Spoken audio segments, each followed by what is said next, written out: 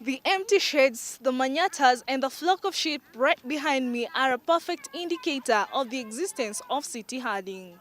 During the second millennium AD, plain Nilotes settled in Kenya from the lower Nile Valley. The Maasai, one of the patrol group, moved to the southeast of Kenya in areas between Mount Kenya, Kilimanjaro, and Taita Hills, Samburu, the northwest of Mount Kenya, and the Turkana, the more arid areas of northwest Kenya. The Maasai, famous cattle herders, covered a larger area before the arrival of the colonialists at the end of the 19th century, who settled on 80% of their grazing lands. Hiyo jina sisi nasema Nairobi, sababu mto mmoja ile iko katikati ya Nairobi, maji yake na baridi zaidi. For many years, the pastoralists have been known to be in the rurals until recently. They have expressed themselves largely and settled in the city, a phenomenon that has clashed with the normal city life. In the early mornings and late evenings, you will not miss a herd of cattle or a flock of sheep by the city roads, disrupting traffic during and after rush hours as they go foraging and browsing for grass under watchful eyes of armed Maasai shepherds. Githurai 44 is one of the city suburbs, about 8 kilometers from Nairobi. Here, herders live in a small structure next to a cow shed that is almost filled with cows. They own nothing but their herd and a few domestic utensils scattered in plastic paper-made manyatas, giving an impression of temporary residence. At Langata, the Maasai have established their manyata homes as they continue their herding business. Most live with their families here. A distance away, a young girl is seen milking a sheep. Life is normal. One Pasaloy narrates that this has been home for the last 36 years when he came to work as a watchman, but upon realizing the pay was poor and Nairobi had good pasture, he decided to get back to tradition and continue herding.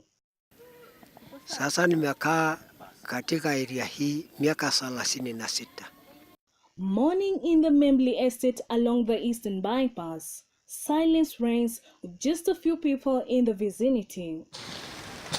Slowly by slowly, one herder, Daniel Saruni, raises his tents of animals from lawn to lawn and finally to a nearby swamp. To him, all that matters is the pasture his animals get. Mimi ni kazi yangu ni kusoma kwangu ni hizi. Sina kazi nyingine ambaye ndaweza fanya kwenda kwa ofisi, hii ndio ofisi yangu. Once in a while his cattle block the road and halt businesses and disrupt traffic. They feed on every green thing on the road, including fences.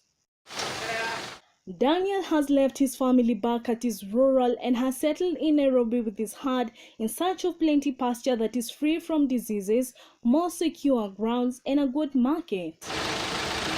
To him, Nairobi is better than home for his herd. Huku ndi inatutolea hii mali, si mali nyingine. Huku ndi imetutolea. Hakuna haja niseme eti mali fulani imetutolea. Huku ndio hii ng'ombe imesaliwa, hizi madume unaiona imesaliwa huku. However, herding in Nairobi is not always easy as he gets harassed by residents once in a while.